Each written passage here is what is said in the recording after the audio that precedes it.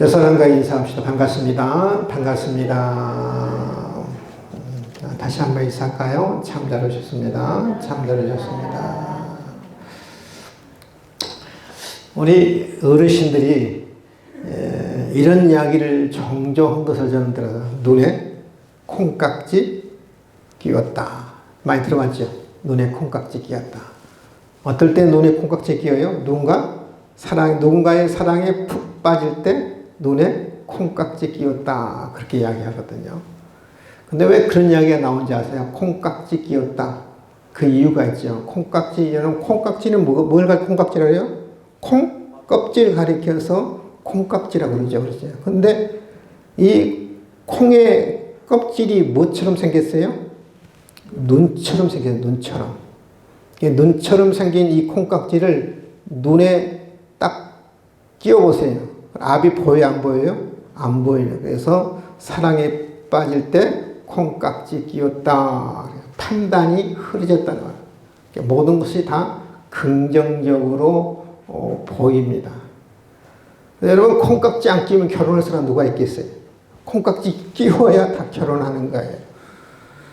근데 여러분, 콩깍지 끼울 때는요, 모든 것이 다 단점도 장점으로 보이는데 콩깍지 벗어보세요.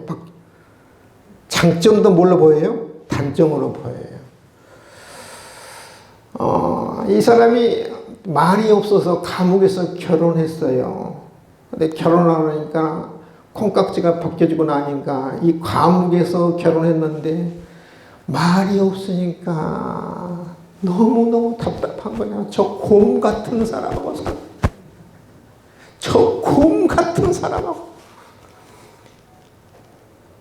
그 좋아서 결혼했는데 콩깍지가 벗겨지고 하니까 곰 같은 사람, 곰 같은. 콩깍지 끼울 때는 친절하고 상냥하고 다정하고 참 샘세해서 결혼했는데 콩깍지가 벗겨지고 나니까 그렇게 수다쟁이에요.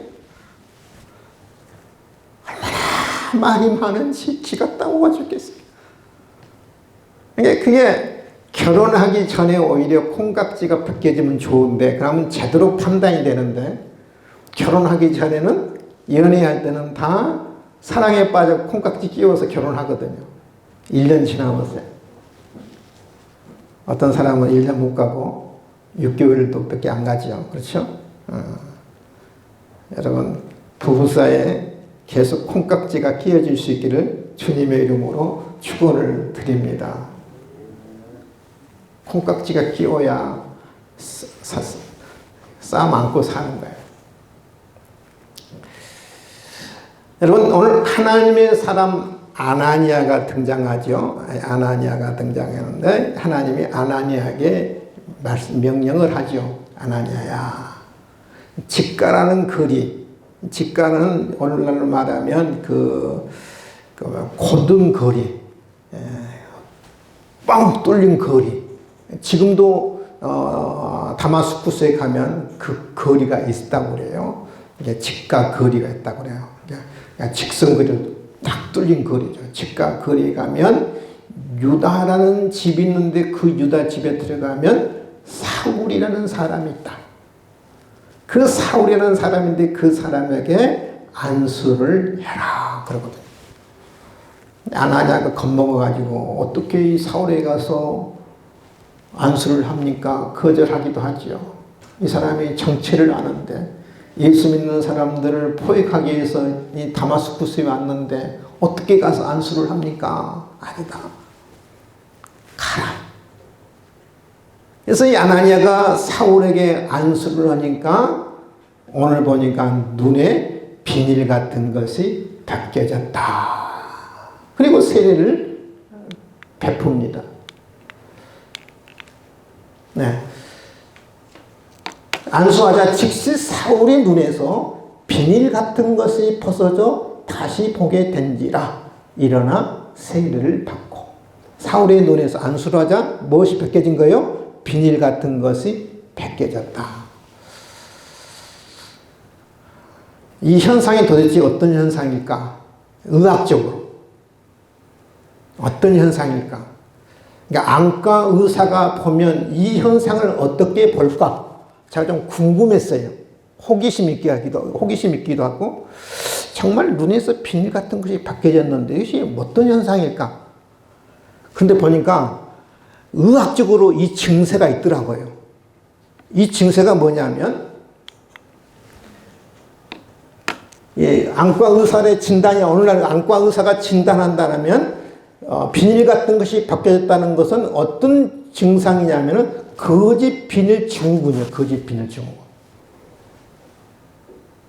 이 거짓 비닐 증후군은 뭐냐면 눈에서 비닐 같은 것이 벗겨지는 느낌이 있다는 거예요. 근데 그것이 진짜가 아니에요. 그래서 거짓 비닐 증후군이에요. 그러니까 내가 눈에서 막 비닐 같은 것이 막 벗겨지는데 사실은 비닐이 아닌 거예요. 비닐이 뭔지 알죠? 그 물고기 겉에 있는 것을 비닐이라고 그러잖아. 그렇죠? 근데 그것이 바로 거짓 비닐 증후군인데 제가 조금 더 알아봤어요. 이 거짓 비닐 증후군은 뭔가? 이게 눈의 이렇게 구조잖아요.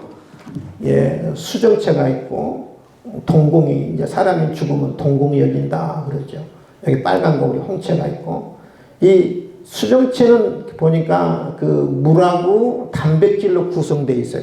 약 두께가 4mm, 이 길이가 한 8mm 정도 되는데 작은 게 수정체가 있는데 이 수정체는 빛을 하나로 모으는 역할을 한다고 그래요. 이게 눈이 참 복잡해. 근데 이 수정체 밖에 뭐가 끼느냐 하면은 단백질이 끼는 것을 가리켜서 거짓 비닐 증후군이라는데 사실은 이 수정체 밖에 단백질이 침체됐는데 나는 어떤 느낌이 드냐 하면은 비닐이 벗겨지는 느낌이 있는 거예요. 바로 그것이 거짓 비닐 증후군이 있는데 아마 오늘날 안과 의사가 이 본문을 본다 하면 거짓 비닐 증후군이라 아마 그렇게 아마 의사는 판단할 거예요. 근데 여러분 이 바울은요, 이 눈에 비닐 같은 게 벗겼다는 말은 거짓 비닐 증후군이 아니에요. 그러니까 이 거짓 비닐 증후군은 왜 생기느냐 하면요, 어떤 열에 의해서 생긴 것은 맞아요. 바울이 갑자기 큰 빛이 비추어서 앞을 볼 수 없어서 땅에 엎드렸잖아요.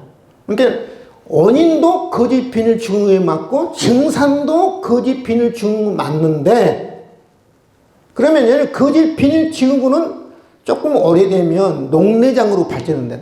앞을 볼 수가 없어요.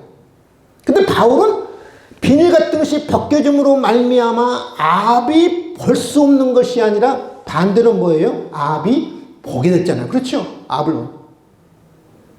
그러니까 비닐이 벗겨졌다는 말은 무슨 말이냐면 첫 번째 육신의 눈을 뜨겠다는 말. 이게 어떤 원인과 증상은 거짓 비닐 증후군이 맞는데 하나님의 특별한 역사가, 능력의 역사가, 기적의 역사가 사울에게 있어졌다는 사실이에요.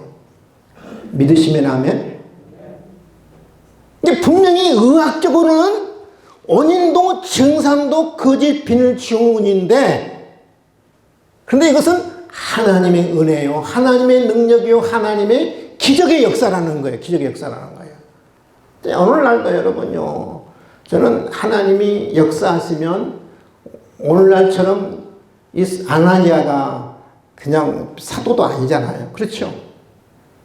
성직자도 아니잖아요. 제가 봤을 때는 평신도거든요. 근데 평신도가 안수하니까 하나님의 역사가 나타나고 하나님의 기적이 나타나는 거거든요. 오늘날도 여러분 이런 역사와 이런 기적이 일어나는 거예요. 믿으시면 아멘? 얼마 전에도 우리 장로님이 목사님 허리가 안 좋으세요. 좀 안수 좀 해주세요. 그 믿음이에요. 자존심 상하는 게 아니에요. 목사님, 몸이 안 좋아요. 목사님, 몸이 안 좋아요. 좀 안수 좀 해주세요. 안수하면, 보세요. 아나니아가 사도도 아니고 성직자도 아닌데도 안수하니까 비닐 같은 것이 벗어졌다. 육신의 눈을 뜨게 됐다. 하나님의 능력과 하나님의 역사가 일어났다. 목사가 아닌 사람이 기도해도, 여러분이 기도해도 이런 놀라운 역사들이 일어나는 줄 여러분 믿을 수 있기를 바랍니다. 아멘이 없네요. 아멘. 아프면 내 아내에게도 내 남편에게도 좀 기도 좀 해줘. 안수 좀 해줘요. 우리 장로님에게도 장로님 나한테 안수 좀 해주세요. 그게 믿음이에요. 믿음이에요. 어린 아이가 아프면 내 아이가 아프면 목사님 좀 기도 좀 해주세요. 자존심 상하게. 그건 자존심이 아니라 그건 믿음이라 믿음. 하나님가 기도하니까 빌 같은 것이 벗겨지잖아요, 여러분. 그래서 압을 포기했다 그렇게 다시 보게 된지라 그러잖아요. 다시 보게 된지라 그러죠. 믿으시면 아멘. 따라합시다. 다시 보게 된지라. 그게 믿음이라니까. 목사님 저에게만 부탁하면 우리 장로님이 기름 부어 세웠잖아요. 우리 장로님에게도 좀 장로님 기도 좀 해주세요. 그게 믿음이라니까. 믿음. 내가 기도하지. 나만 기도하지.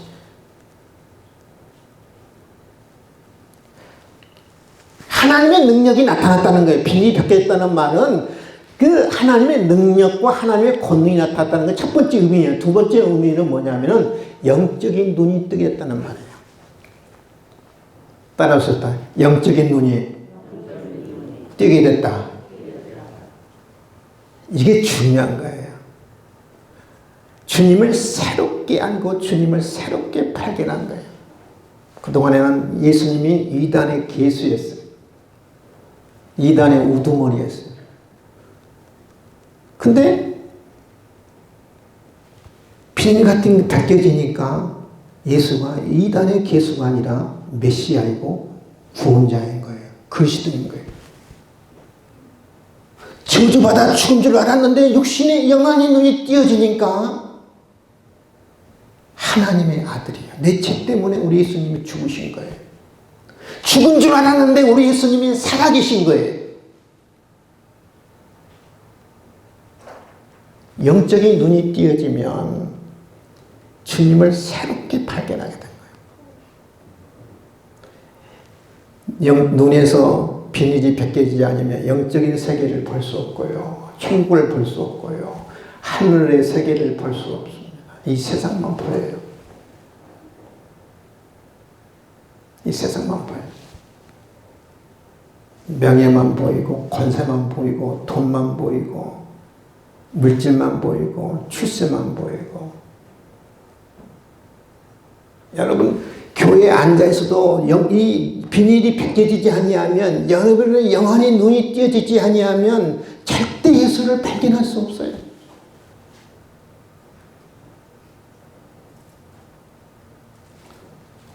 비밀이 벗겨져야, 영적인 눈이 열려져야 주님이 비로소 보이는 거고 하늘의 세계가 보이는 거고 천국이 보이는 거예요. 여러분 영적인 눈이 열려질 수 있기를 주님의 이름으로 축원을 드립니다. 영적인 눈이 열려야 돼요. 평생 예수 믿어도 영적인 눈이 열리지 않는 사람들이 많아요. 죄송해요. 평생을 예수 믿어 평생을 설교를 들어도 영적인 눈이 안 열려져요. 저는 알아요. 제가 권사님 해도 불러도 영적인 눈이 안 열리는 사람이 있어요, 여러분.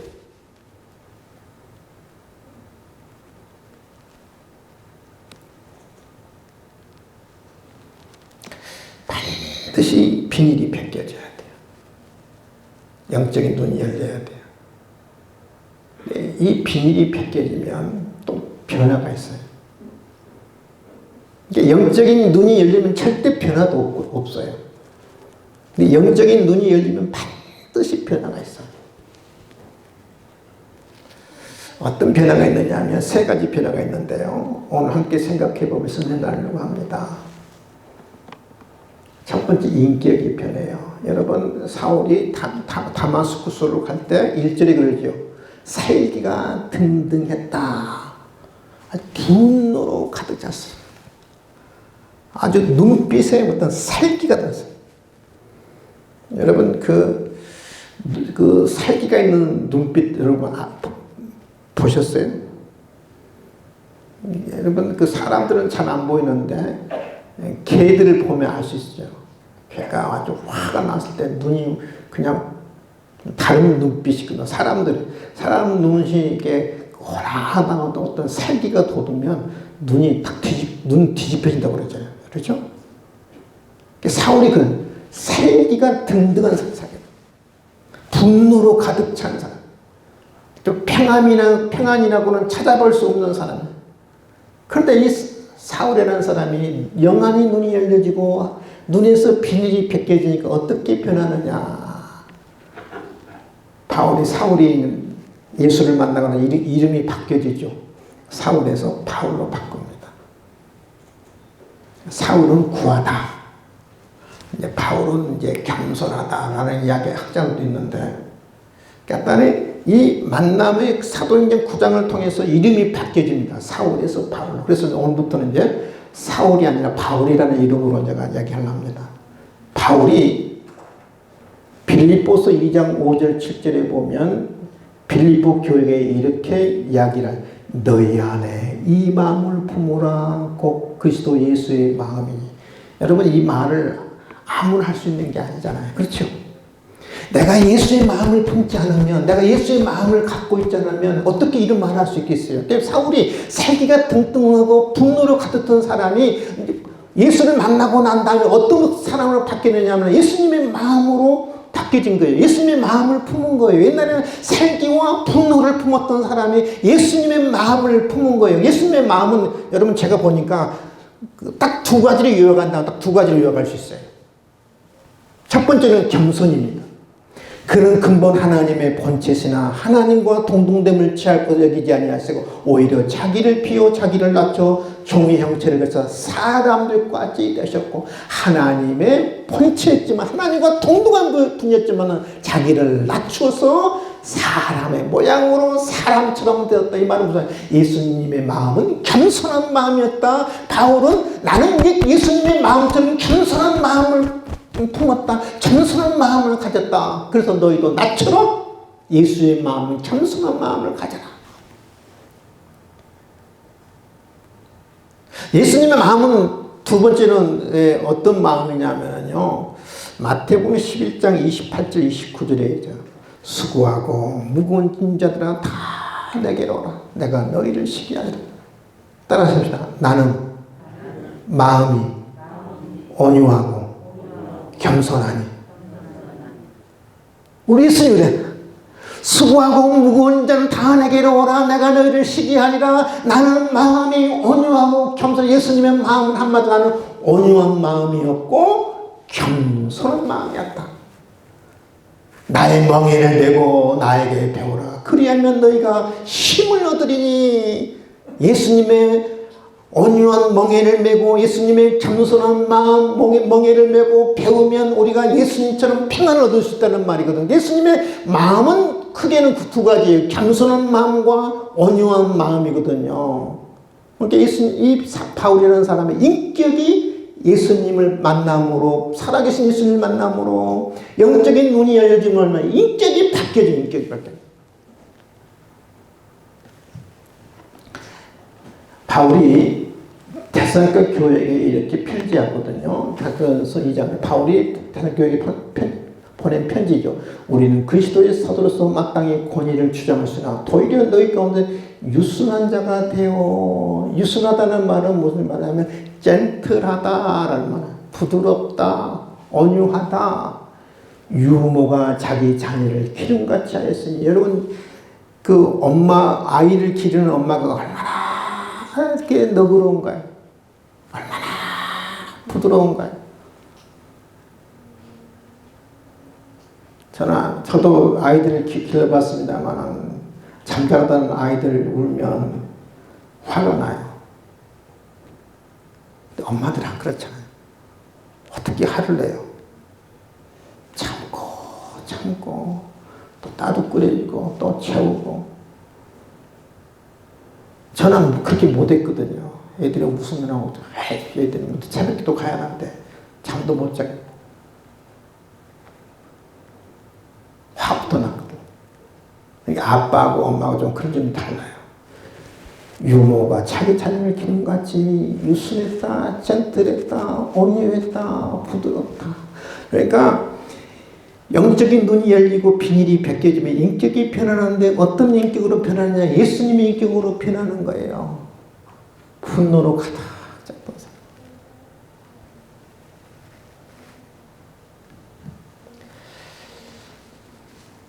설교하는 저도 늘 인격이 변하지 못해서 늘 하나님 앞에 죄송하고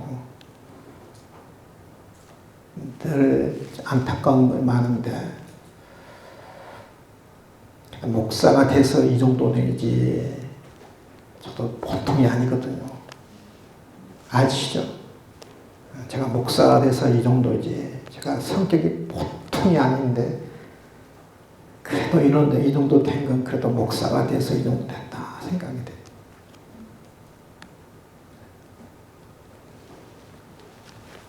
인격이 변하는 인격.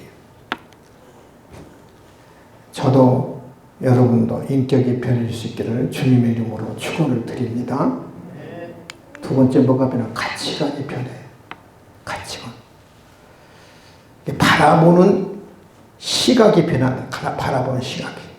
비닐이 벗겨지면 영적인 눈이 열리면 바라보는 시각이 변해. 하나님이 보이고 하나님의 영광이 보이고 천국이 보이고 주님이 보이고 상급이 보입니다. 옛날에는 세상만 보이고 돈만 보이고 권세만 보이고 명예만 보였던 것이 이제는 하늘이 보이고 천국이 보이고 하나님의 상급이 보여요. 영적인 눈이 열리기 전에는 사람들의 박수만 보이고 사람들의 칭찬만 보이던 것이 이제는 하나님의 상급이 보이고 하나님의 칭찬이 보이는 거예요. 옛날에는 물질에 올인했습니다. 명예에 올인했습니다. 권세에 올인했습니다. 이제 비닐이 벗겨보니까 그런 것들이 중요한 것이 아니에요. 필요도 하지.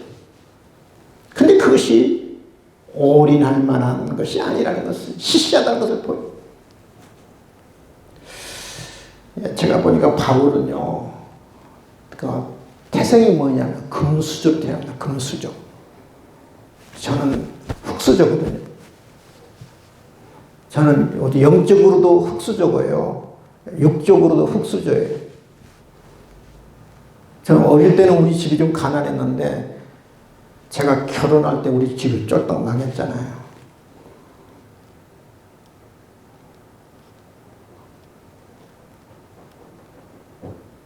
우리가 영적으로도 우리 부모가 제가 전도해서 예수 믿은 사람들이지 우리 부모 때문에 내가 예수 믿은 게 아니잖아요. 그러니까 영적으로도 저는 흙수저였고 육적으로 저는 사실 흙수저였어요.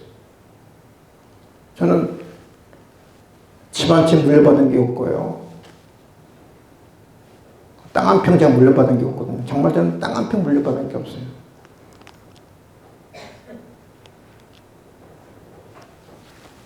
근데 바울은 정말 흙수저가 아니라 은수저가 아니라 금수저 들어가요. 금수저. 나는 8일 만에 할례를 받고 이스라엘 족속이요 베냐민 지파요 히브리 중에 히브리니요 율법으로는 바리새인이요. 이것만 봐도 가말리엘 문화에서 공부했던 사람이죠. 베냐민 지파야죠. 모든 사람들이 부러울 만한 베냐민 지파죠. 히브리 중에 히브리니요. 정말 금수저를 갖고 태어나거든요. 금수저. 이 금수저를 갖고 모든 걸 다 갖고 태어났어요. 이 바울이라는 사람은. 근데 그걸로 만족하지 않아요. 왜 이 사람이 예수 믿는 사람들을 잡으려고 회의 온전까지 갔느냐. 이것을 더 얻으려고 해요. 명의도 더 얻고 권세도 더 얻고 지위도 더 얻고 그러려고 이 회의 온전까지 가서 예수 믿는 사람들 잡으러 갔거든요. 근데 이것을 사울이라는 사람은 올인했던 사람이에요. 이것에. 근데 보세요. 예수를 만나고 나서 영적인 눈이 열리고 나서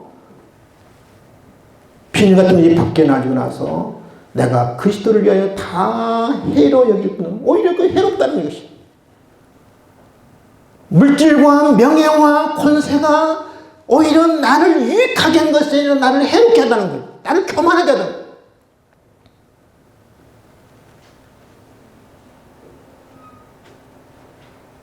예수를 아는 지식이 가장 고상하기 때문에 예수를 아는 지식이 너무너무 고상하고 예수를 아는 지식이 너무너무 보배스럽고 감히 이름으로 감히 견딜 수 없고 비교할 수 없을 만큼 너무너무 보배롭고 너무너무 귀해서 오히려 모든 것을 잃어버리고 배설물이다. 배설물이란 무슨 오물이죠.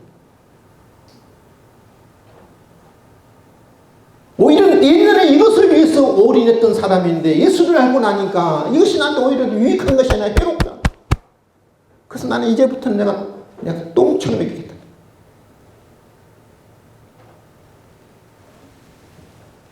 예전에는 금을 금처럼 여기는데 금을 돌처럼 여기겠다. 이 가치관이 가치관. 가치관이 변하지 않으면 예수 10년을 믿어도 20년을 믿어도요 말짱 꽝이에요.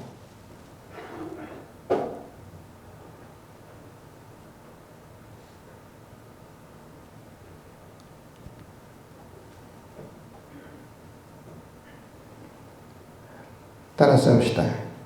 가치관이 변하지 않으면 말짱 꽝이다.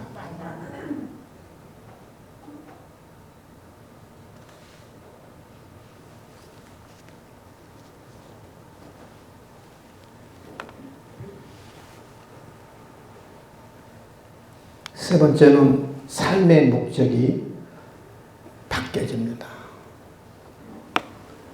갈라디아 2장 20절이지. 내가 그리스도와 함께 십자가에 못 박혔네. 그런데 이제는 내가 사는 것이 아니요 오직 내 안에 그리스도께서 사신 것이라. 이는 내가 육체 가운데 사는 것은 나를 사랑하사 나를 위하여 자기 자신을 버리신 하나님의 아들을 믿는 믿음 안에서 사는 것이라. 주님의 십자가를 발견했습니다. 주님이 십자가를 지을 때 나도 죽었구나. 주님이 3일 만에 부활할 때 주님이 이제 내 안에 살아계시구나. 내 안에. 그동안은 내가 나를 위해서 살았는데 이제 내가 주님을 위하여 나를 위해서 죽었다가 살아나신 주님을 위하여 이제 영안의 눈이 열리기 전에는 비닐이 벗겨지는 항상 모든 포커스가 나였어요. 중심이 나였어요. 나를 위하여. 근데 중심이 포커스가 바뀌어진 거예요. 주를 위하여. 먹든지 마시든지 다 주를 위하여. 로마서 14장 8절에도 이야기 말씀합니다. 바울이 우리가 살아도 주를 위하여 살고 죽어도 주를 위하여 죽나니 그러므로 사나 죽으나 우리가 주의 것이로다. 살아도 주를 위해서 죽어도 주를 위하여. 삶의 목적이 완전히 바뀌어진 거예요. 나를 위해서. 이제는 주를 위해서. 삶의 목적이로. 비닐이 벗겨지죠. 절대 이게 삶의 목적이 안 바뀌어져요. 가치관이 안 바뀌어져요. 다 나를 위해서.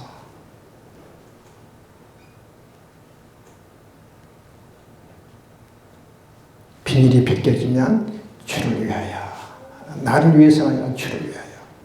살아도 주를 위해서, 죽어도 주를 위해서. 바울은 주를 위한 최고의 삶이 뭔가를 깨달은 사람이에요. 참 비닐이 벗기자마자 딱 깨달아요. 주님을 위한 최고의 삶이 뭘까? 주님을 위한 최고의 삶이 뭘까? 영안의 눈이 열리자마자 바로 깨달아요. 우리는 10년 믿어도 못 깼잖아요. 여러분 주님을 위한 최고의 삶이 뭘까요? 헌금한 거예요? 기도하는 거예요? 아니에요. 주를 위한 최고의 삶이 바울은 영안이 눈이 열리자마자 비밀이 벗겨지자마자 깨달은 사람이에요. 20절에 즉시로 회당에 가서 예수가 하나님의 아들이심을 전파하니 어떻게 해요? 따라합시다. 즉시로. 내가 예수 믿는 것 좀 경륜 있고 난 다음에 또 예수가 어떤 분인가 좀 알고 더 알고 난 다음에 그게 아니에요. 즉시 예수가 하나님의 아들이심을 전파하니 주를 위한 최고의 삶이 전도인 것을 바울은 바로 깨달아요. 21절에 듣는 사람이 다 놀라 말하다 이 사람이 예루살렘에서 이 이름을 부르는 사람은 메라돈 자가 아니냐. 사울은 힘을 더 얻어 예수를 그리스도라 증언하여 다메섹에 사는 유대인을 당혹하게 하니라. 예수가 하나님의 아들이다. 예수가 그리스도. 그리스도라는 말은 뭐예요? 기름 부음 받은 자, 메시아라는 말 아니에요. 구원자다.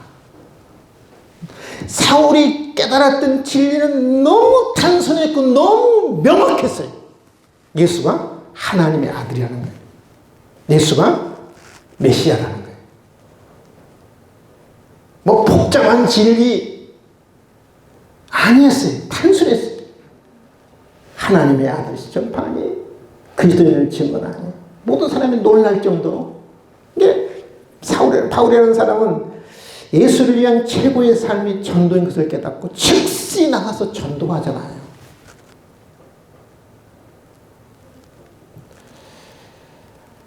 제가 한 2주, 3주 전에 우리 노예에 있는 목사님 교회를 방문한 적이 있어요. 오금동에 있는데 좋은 나무 교회라고. 그 목사님 우리 교회 와서 설교도 하신 분이에요. 한번 방문했는데 그분이 그러세요. 목사님, 우리 교회는 코로나 시기에 더 부흥했습니다. 그래요. 깜짝 놀랐어요. 아니, 우리는 코로나 시대에 우리는 숨지면서 예배를 드리고 있는데, 목사님, 우리 교회는 감사하게도요, 코로나 시대에 더 부흥했어요. 그래요. 새신자가 몰려와요. 그래요. 아니, 새신자가 몰려오는데, 새신자가.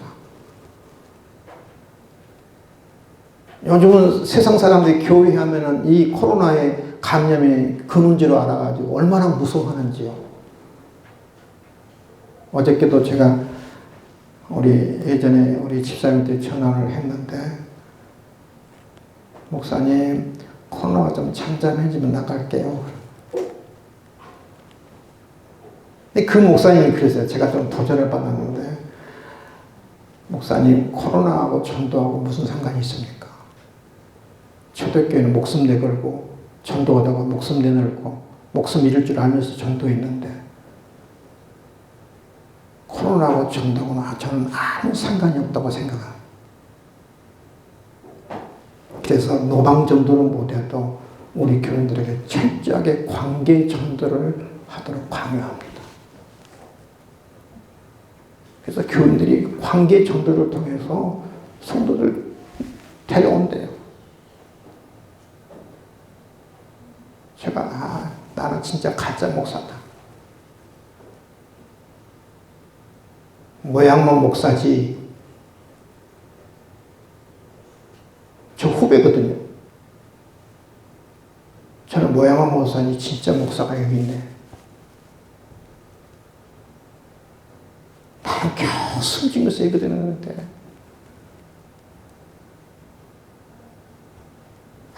정말 이 교회가 정말 진짜 교회구나. 이 진짜 목사, 이 진짜 목사. 제가 부끄러웠어요.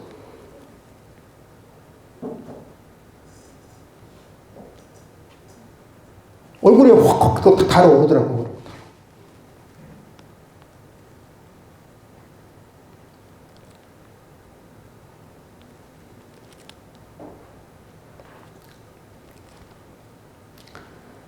예수를 위한 최고의 삶은 전도하는 겁니다.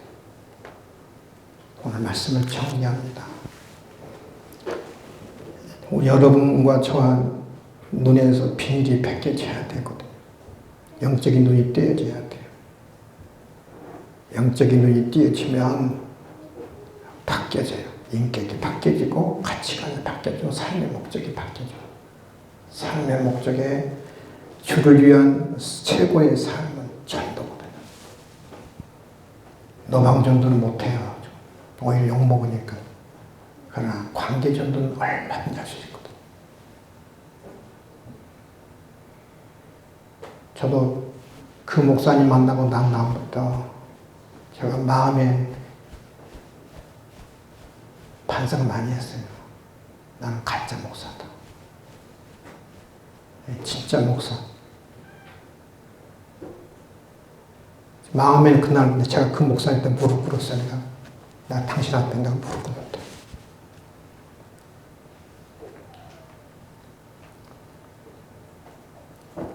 기도하겠습니다. 오 아버지 하나님, 우리의 눈에서 파울처럼 비닐이 벗겨지기를 원합니다. 영혼의 눈이 열리지기를 원합니다. 주님을 새롭게 발견하고 주님을 새롭게 깨닫기를 원합니다. 주님을 새롭게 발견할 때 인격이 변하고 가치관이 변하고 삶의 목적이 변하는데, 오 주님, 삶의 목적이 바뀌어지기를 원합니다. 주를 위한 최고의 삶이 전도인 것을 깨닫고 영혼을 구원하는 것을 깨닫고, 주여 가까운 사람부터 내 주변부터 하나님 주님 앞에 인도하는 영혼을 구원하는 귀한 전도자들 될 수 있도록 은혜를 주시옵소서. 지금은 우리 주 예수 그리스도의 은혜와 하나님 아버지의 놀라우신 사랑과 성령님의 감동하심과 역사하심과 충만하심이 오늘 이 자리에 모여 사울처럼 우리 눈에서 비밀이 벗겨지기를 원하는 당신들 귀한 권속들 머리에 지금부터 영원토록 함께 있을지어다. 아멘.